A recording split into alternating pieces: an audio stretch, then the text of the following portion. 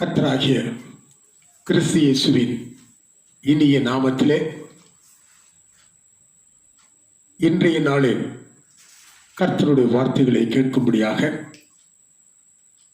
முன்பதாக அமர்ந்திருக்கிற உங்கள் ஒவ்வொருவரையும் அன்போடு கூட வாழ்த்துகிற கர்த்தர்தாமே உங்கள் ஒவ்வொருவரையும் ஆசீர்வதிப்பாராக. கிறிஸ்துவுக்குள் அருமையான தேவ ஜனங்களே, ஜனங்கள் புலம்பிக் கொண்டிருக்கிறாங்க. இந்த உலகத்திலே ஏதோ ஒரு காரியம் நடக்கப் போகிறது என்று சொல்லி எங்கு பார்த்தாலும் வேதனைகள், எங்கு பார்த்தாலும் பிரச்சனைகள், எங்கு பார்த்தாலும் வியாதிகள், எங்கு பார்த்தாலும் சாவுகள். மனுஷன் பயப்படுகிறான், இவைகளெல்லாம் நம்மை எங்கே கொண்டு போய் விட்டு விடுமோ என்று சொல்லி. இந்த சூழ்நிலைகளின் மத்தியில் தான் மனுஷன் வாழ்ந்து கொண்டிருக்கிறான். அருமையான தேவ ஜனங்களே, இப்பொழுது கொரோனா வியாதி, இதை தொடர்ந்து வெட்டுக்கிளிகளினுடைய பிரச்சனைகள், அதை தொடர்ந்து பறவைகளுடைய பிரச்சனைகள், பனி பாறைகள் எல்லாம் உருகுகின்றன அப்படிங்கிற ஒரு பிரச்சனை புதிதாக வந்திருக்கிறது.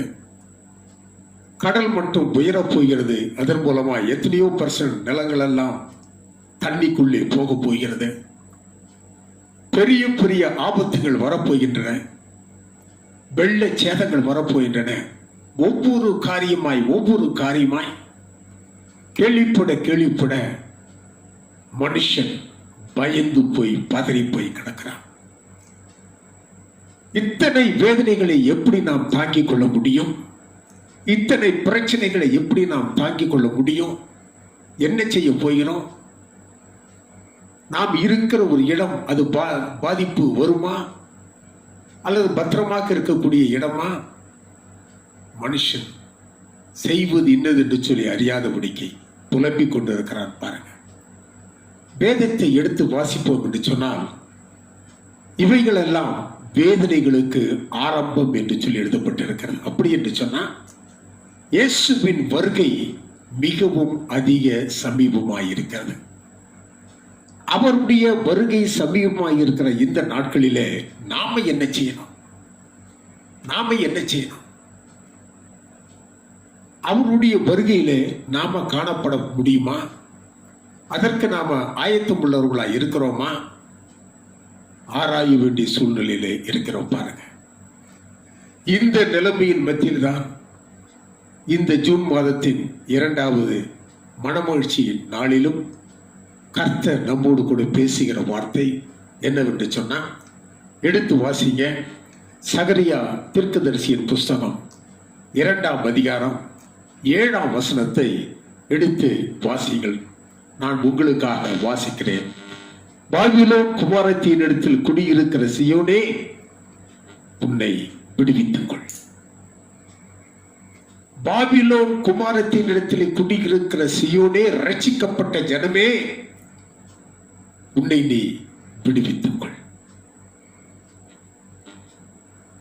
விடுவித்துக் கொள்ள முடியாதபடிக்கு அநேக ஜனங்கள் இந்த பாபிலோனினுடைய நாகரிகத்துக்கு ஏற்றபடி, பழக்க வழக்கங்களுக்கு ஏற்றபடி, சம்பிரதாயங்களுக்கு ஏற்றபடி, அவர்களுடைய தொழுகைக்கு ஏற்றபடி, அவருடைய வழக்கத்திற்கு ஏற்றபடி தங்களை மாற்றிக்கொண்டிருக்கிறாங்க. பாருங்க, அப்படி மாற்றிக்கொண்டிருக்கிற ஜனங்களை குறித்து தான் வேதத்திலே பார்க்கிறோம். கர்த்தர் புலம்புகிறார். எரேமியா தீர்க்கதரிசியின் புஸ்தகத்திலே 5ஆம் அதிகாரம் 26வது வசனத்தை எடுத்து நீங்கள் வாசிக்கின்ற பொழுது, துன்மார்க்கர் என் ஜனத்தில் காணப்படுகிறார்கள். என்னுடைய ரட்சிக்கப்பட்ட ஜனங்களின் நடுவிலே துன்மார்க்கரும் காணப்படுகிறார்கள். ஏன்? அவர்கள் பழகிக் கொள்கிறார்கள். அனலும் இல்லாத குளிரும் இல்லாத ஒரு வாழ்க்கையில தங்களை பழக்கப்படுத்திக் கொண்டிருக்கிறார்கள். உலகத்தின் நாகரிகம் பற்றி கொண்டிருக்கிறது. உலகத்தின் இச்சைகள் அவர்களை பற்றி கொண்டிருக்கிறது. உலகத்தின் வழிபாடுகளிலே சிக்கிக் கொண்டிருக்கிறார்கள். உலகத்தின் பழக்க வழக்கங்களிலே தங்களை ஈடுபடுத்திக் கொண்டிருக்கிறார்கள். உலகத்தின் பண்டிகைகளிலே கலந்து கொள்கிறார்கள். உலகத்தின் சம்பிரதாயங்கள் அவர்களை ஆட்டி படைத்துக் கொண்டிருக்கின்றன. உலகத்தின் எண்ணங்களினாலே தங்களை மோசம் போக்கிக் கொண்டிருக்கிறார். அருமையான தேவச்சனம், இந்த சூழ்நிலையில் மத்தியில் தான் கர்த்தர் சொல்கிறார், இந்த பாபிலோன் குமாரத்தினத்தில் குடியிருக்கிற ரட்சிக்கப்பட்ட சியோனே, உன்னை நீ விடுவித்துக் கொள். பாபிலோன் என்று சொன்னாலே அதற்கு தெளிவான ஒரு அர்த்தம் குழப்பம் அல்லது தாறுமாறு. எங்கு பார்த்தாலும் குழப்பம், எங்கு பார்த்தாலும் தாறுமாறான காரியங்கள். இன்று அதுதானே உலகத்தில் நடந்து கொண்டிருக்கிறதே. குழம்பி போய் மக்கள் இருக்கிறார், குழம்பி போய். இன்னும் இது பாபிலோனை குறித்து வெளிப்படுத்தின விசேஷம் 17ஆம் அதிகாரம் 5ஆம் வசனத்தை எடுத்து வாசிப்பீர்கள் என்று சொன்னால், இந்த பாபிலோன் சகல வேசிகளுக்கும் பூமியில் உள்ள சகல அருவருப்புகளுக்கும் தாய் என்று எழுதப்பட்டிருக்கிறது. அதே வெளிப்படுத்தல் 18ஆம் அதிகாரம் 2ஆம் வசனத்தை எடுத்து வாசிப்பீர்கள் என்று சொன்னால், அது பேய்களுடைய குடியிருப்பு, சகல அசுத்த ஆவிகளுடைய காவல் வீடு, அசுத்தமும் அருவருப்பும் உள்ள பறவைகளின் கூடு என்று சொல்லி எழுதப்பட்டிருக்கிறது. இப்பேற்பட்ட பாபிலோனின் நடுவில் தான் நீங்களும் நானும் வாழ்ந்து கொண்டிருக்கிறோம்.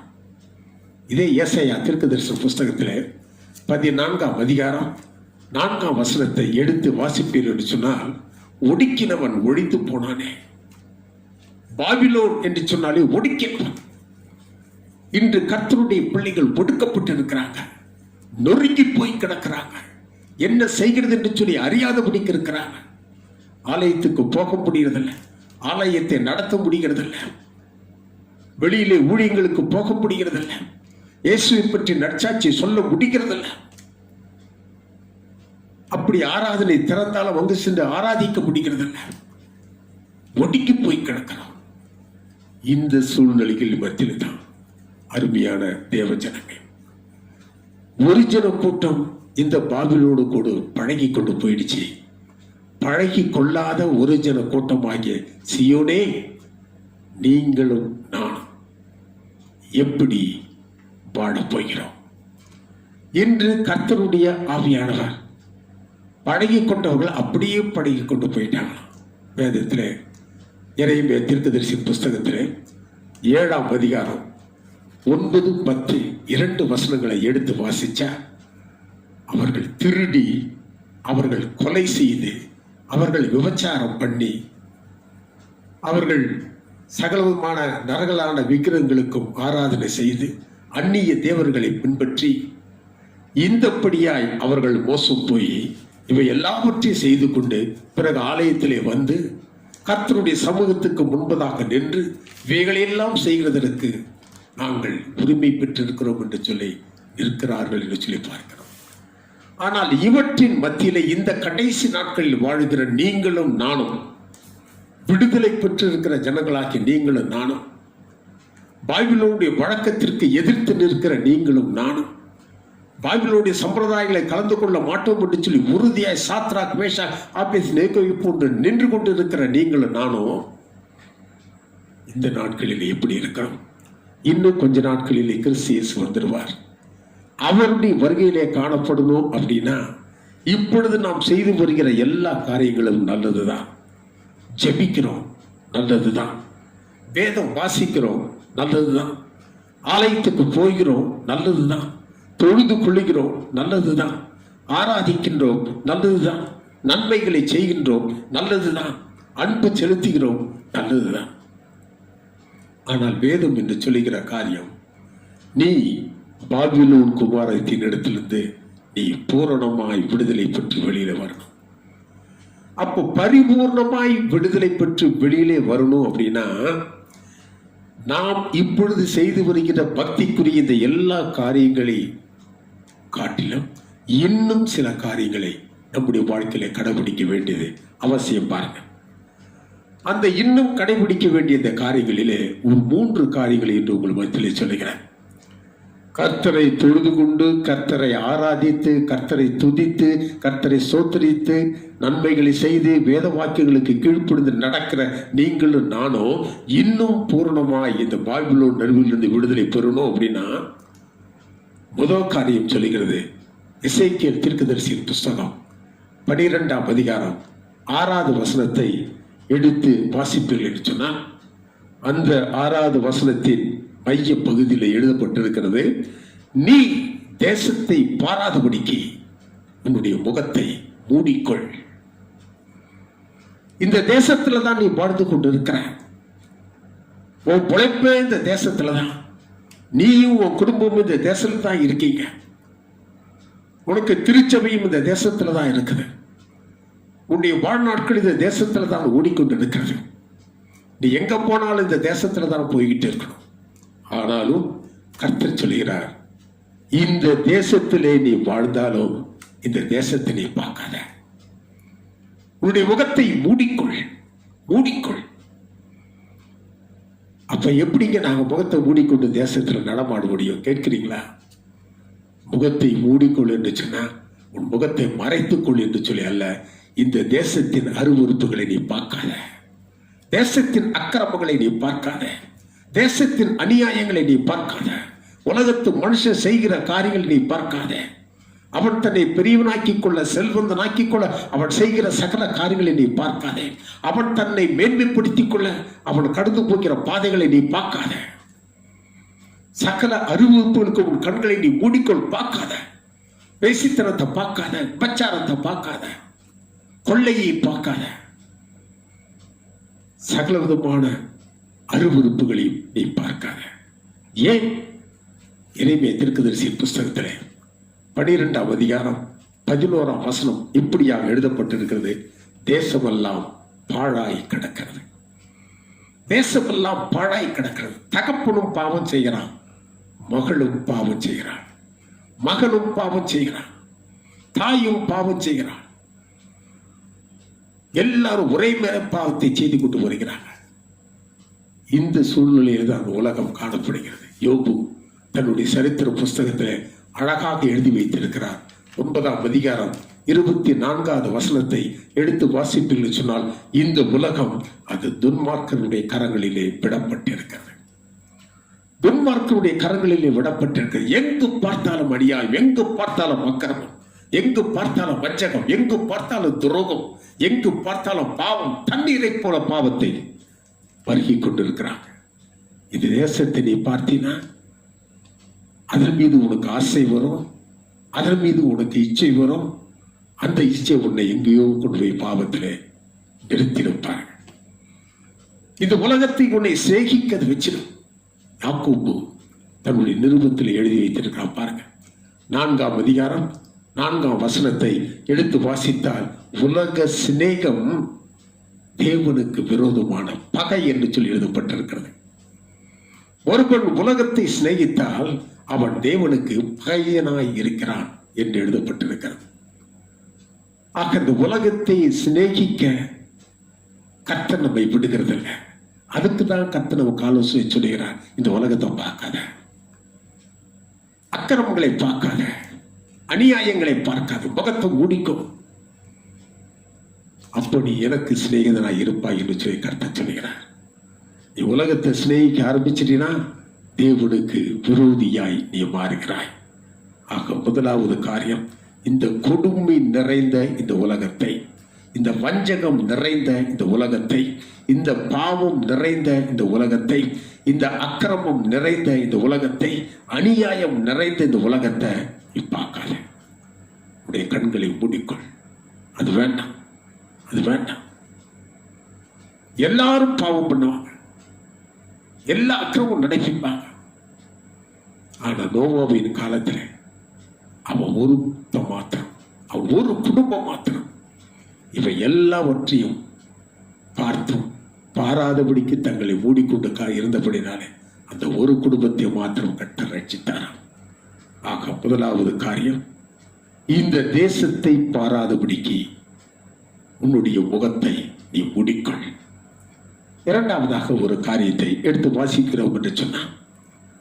இன்னைக்கு கர்த்தருடைய பிள்ளைகளுடைய வாழ்க்கையிலே ஒருவருக்கு விரோதமாய் ஒருவர் எழும்புகிறாங்க, ஒருவருக்கு விரோதமாய் ஒருவர் வழக்குகளை வைக்கிறாங்க, வாதாடுகிறாங்க.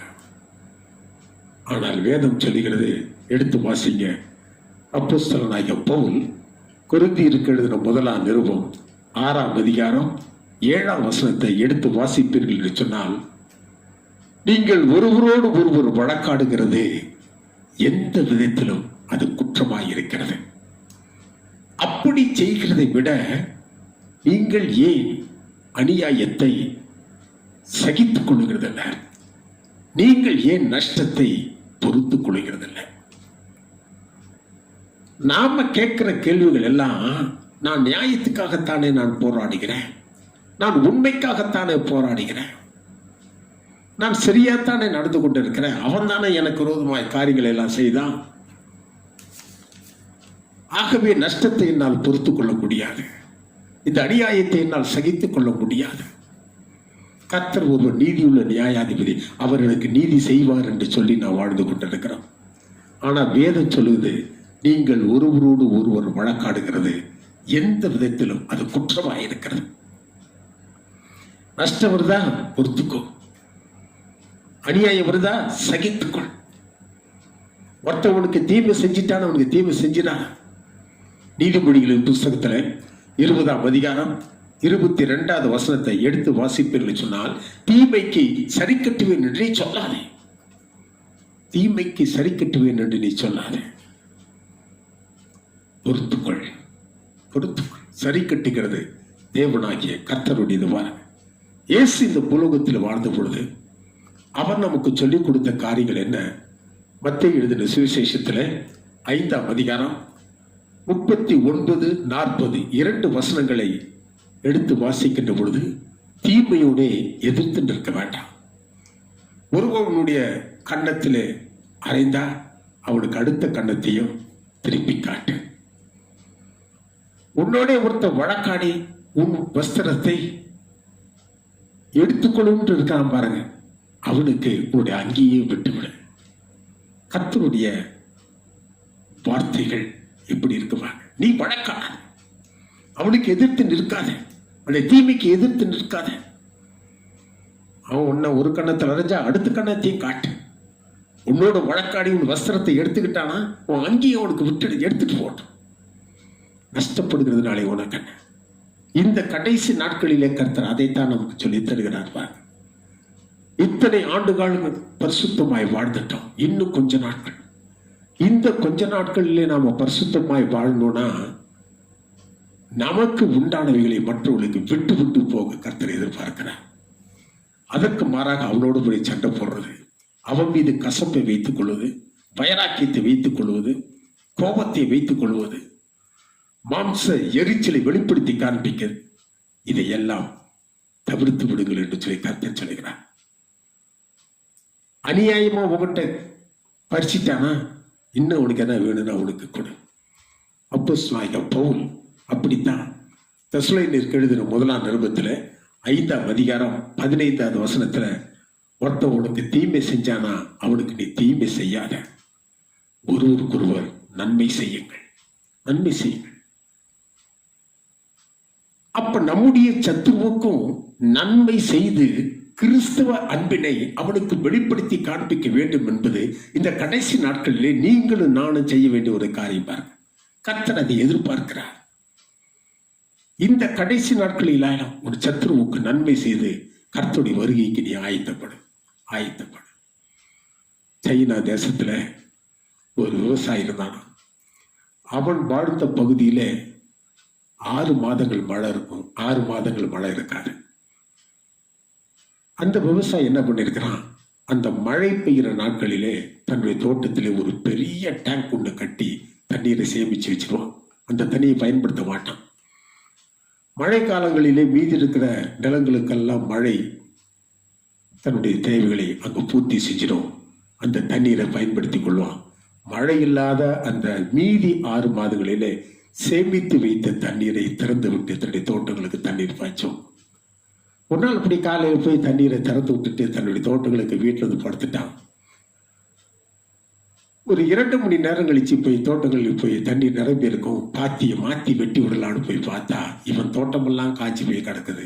இவனுக்கு அடுத்தவன் இந்த தண்ணீர் எல்லாம் அவனுடைய தோட்டத்துக்கு திருப்பிக்கிட்டான்.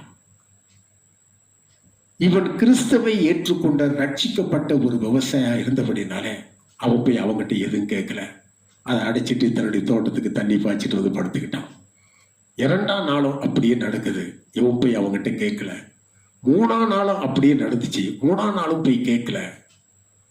4ஆவது நாள் என்ன பண்ணிட்டான், காலையில போய் தண்ணீரை திறந்துட்டு முதல்ல அவனோட தோட்டத்துக்கு தண்ணீரை பாய்ச்சிட்டு வந்தான். வழக்கம் போல அவன் எழும்பி தன்னுடைய தோட்டங்களுக்கு தண்ணீர் பாய்ச்சலாம் வந்து பார்த்தா அவனுடைய தோட்டங்களுக்கு தான் தண்ணீர் போயிட்டு இருக்குதே ஒழிய விவசாயிட்டு சொந்தக்காரன் தோட்டத்துக்கு போகல. அவன் வேற ஒண்ணுமே செய்யலைங்க.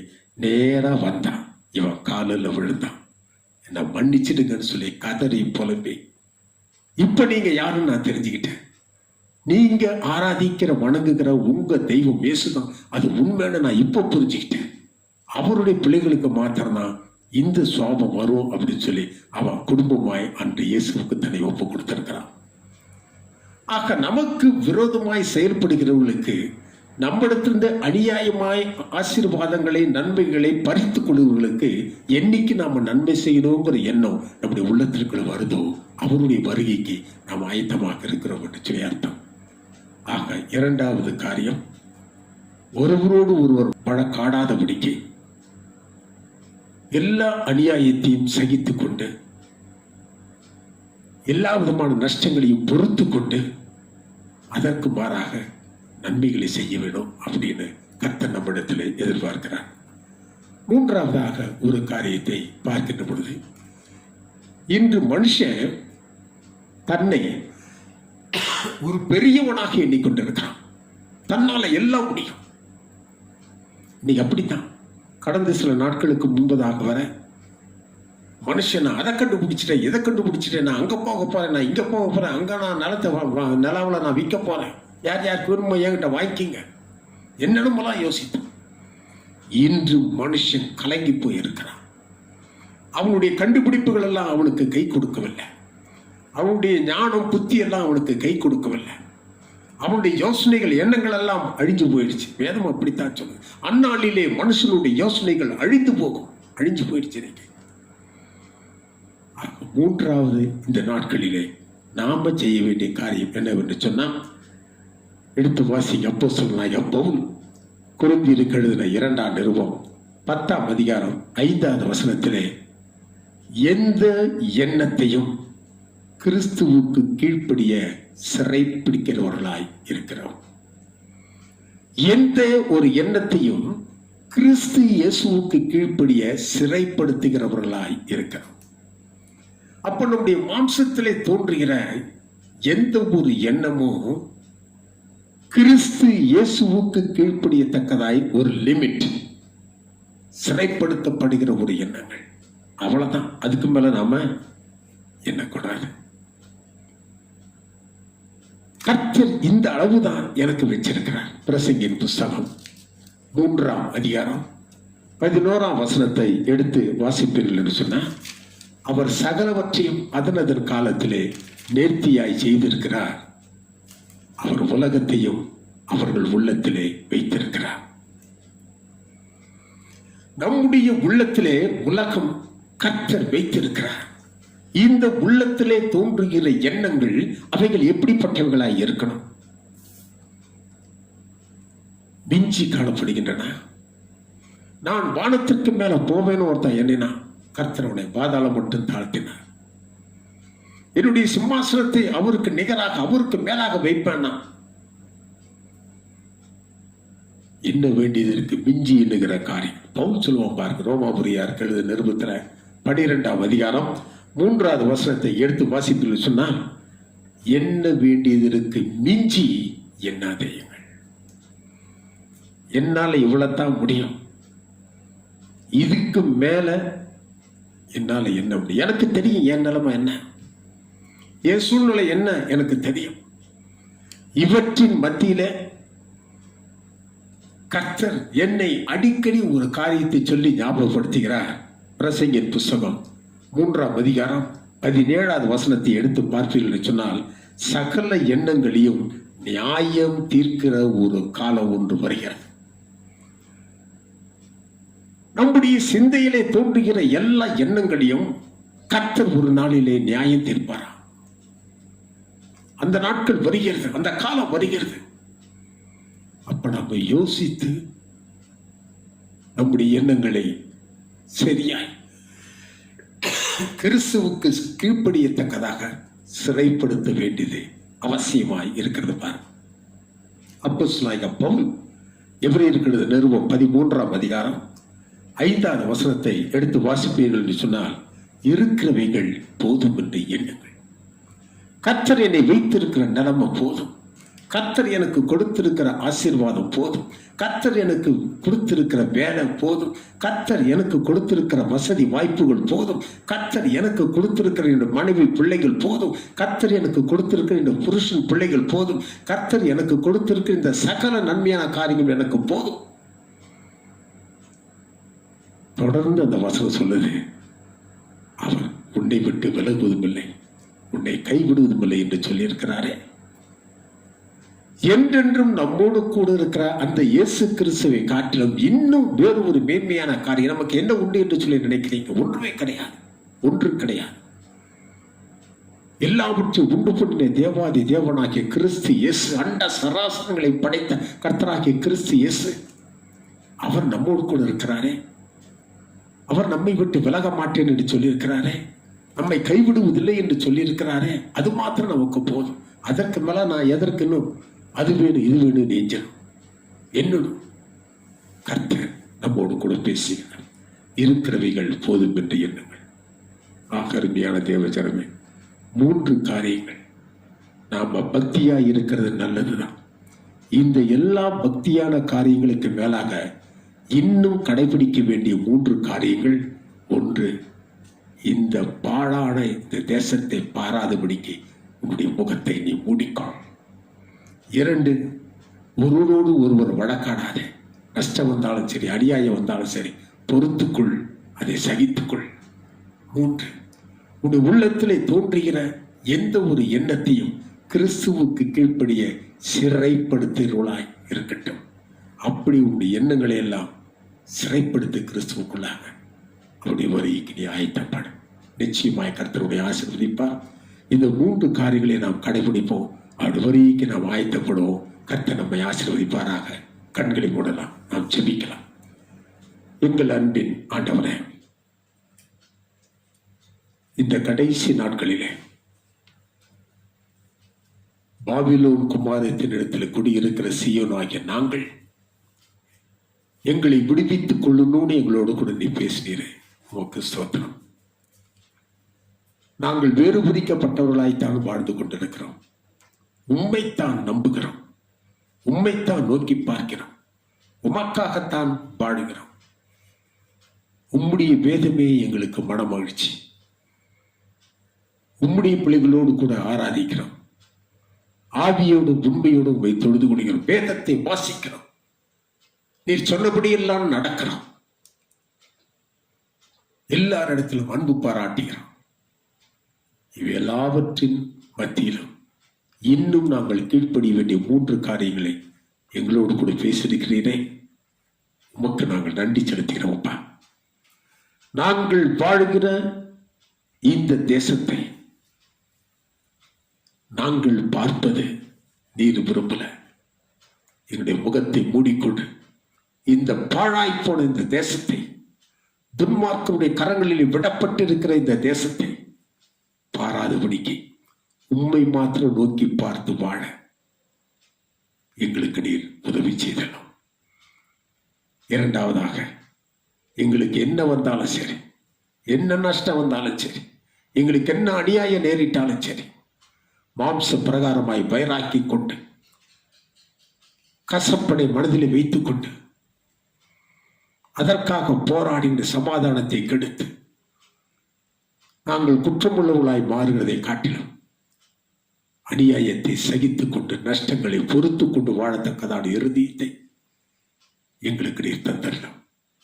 3வதாக, எங்களுக்கு மிஞ்சி நாங்கள் எண்ணாதபடிக்கு எங்களுடைய எண்ணங்கள் எல்லாவற்றையும் உமக்கு கீழ்ப்படியத்தக்கதாய் சிறைப்படுத்தி வாழ, எண்ணங்களை சிதறவிடாதபடிக்கு, மிஞ்சி போய் விடாதபடிக்கு, உமக்குள்ளாய் எல்லாவற்றையும் யோசித்து எங்களுக்கு இருக்கிறவைகள் போதும் என்று சொல்லி எண்ணி வாழ, நீர் எங்களோடு கூட இருக்கிறீரே அது மாத்திரம் போதும் என்று சொல்லி காலமெல்லாம் உமக்கு நன்றி செலுத்தி வாழ எங்களுக்கு உதவி செய்திடும். அப்படி என் சத்தத்தை கேட்டுக்கொண்டிருக்கிற ஒவ்வொருவரையும் ஆசீர்வதியும். உங்களுடைய நாமம் மாத்திரம் மைப்படட்டும். எல்லாரையும் உங்களுடைய வரிக்கு ஆயத்தப்படுத்தும். உங்களுடைய பலத்த கரங்களை ஒப்புக் கொடுக்கிறேன். ஆசீர்வதிப்பீராக. இயேசுவின் மூலம் கேட்கிறோம் எங்கள் ஜீவனுள்ள நல்ல பிதாவே, ஆமென். நம்முடைய கர்த்தராகிய இயேசு கிறிஸ்துவுடைய கிருபையும் பிதாவாகிய தேவனுடைய அன்பும் பரிசுத்த ஆவியானவருடைய அந்யோன்ய ஐக்கியமும் சமாதானமும் சந்தோஷமும் பாதுகாப்பும் வழிநடத்துதலும் அன்பும் அரவணைப்பும் நம் அனைவரோடும் சகல பரிசுத்தவான்களோடும் விசேஷமாய் இந்த கர்த்தருடைய வார்த்தைகளை கேட்டுக்கொண்டிருக்கிறதாக அன்பான பிள்ளைகள் ஒவ்வொருவரோடும் என்றும் என்றும் சதா காலமும் தங்கி தரித்திருப்பதாக. ஆமென், ஆமென், ஆமென். கர்த்தர்தாவே உங்கள் ஒவ்வொருவரையும் ஆசீர்வதிப்பாராக. சமாதானத்தில் போய் வாருங்கள். கர்த்தருடைய வருகைக்கு ஆயத்தமாங்க.